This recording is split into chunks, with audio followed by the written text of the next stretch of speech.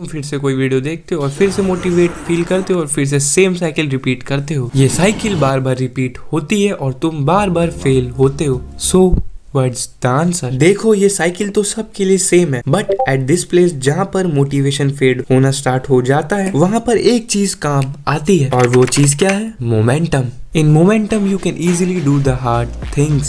Being disciplined is not a struggle anymore.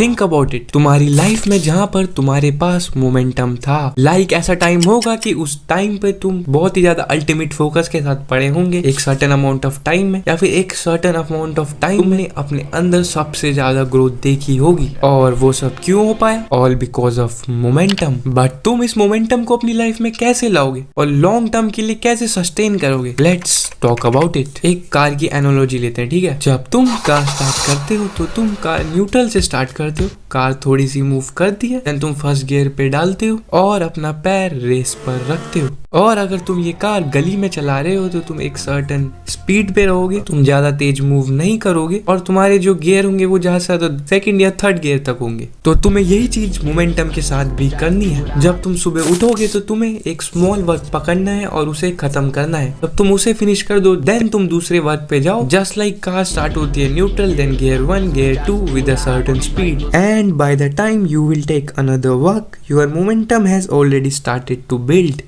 Now you can do more work. और वैसे ही अगर तुम उसके बाद कार जब हाईवे पे लेके जाते हो तो तुम्हारे पास ज्यादा स्पेस रहता है, तुम्हारी गाड़ी ऑलरेडी स्पीड अप हो चुकी होती है, तो तुम इजीली गियर 4 और गियर 5 पे जा सकते हो and maximise your speed according to the speed limit. और यही सेम चीज मोमेंटम के साथ भी होगी। जैसे जैसे तुमने थोड़ा बहुत काम कर लिया है, उसके बाद तुम्हारा धीरे धीरे मोमेंटम बिल्ड करे और तुम बड़े टास्क कर पाओगे। और उसके बाद जब हाईवे पे बाद में ट्रैफिक आ जाता है या फिर रेड लाइट हो जाती है, या तो तुम अपनी स्पीड धीरे कर लोगे या फिर सामने वाले में ठोक दोगे। तो सेम तुम्हें अपने वर्क के साथ करना है। जब तुम्हारा मोमेंटम पूरा बिल्ड हो चुका है, तुम हायर टास्क लो एंड धीरे धीरे बाद में स्लो डाउन कर लो जब तुम्हारे पास ज्यादा एनर्जी नहीं है, ना कि अपनी एनर्जी खत्म करके क्रैश करने की बजाय। और अगर तुम ऐसा करोगे कि चांसेस है कि तुम दोबारा इस साइकिल में गिर जाओगे और इस साइकिल से निकलने में तुम्हें फिर से और ज्यादा टाइम लगेगा। तो ट्राई करना है कि जब तुम्हारे पास ज्यादा एनर्जी नहीं है स्लो डाउन होने की या फिर अपनी लिमिट्स को पुश पास करने की, अगर कर सकते हो तो। सो तुम अपना मोमेंटम बिल्ड करोगे by doing work plus work is equal to momentum. हाँ, बेसिकली यही है। बस एक छोटा सा वर्क पकड़ो जो तुम्हें इजी लग रहा हो, जो तुम सोचते हो कि हाँ ये तो मैं कर ही लूंगा,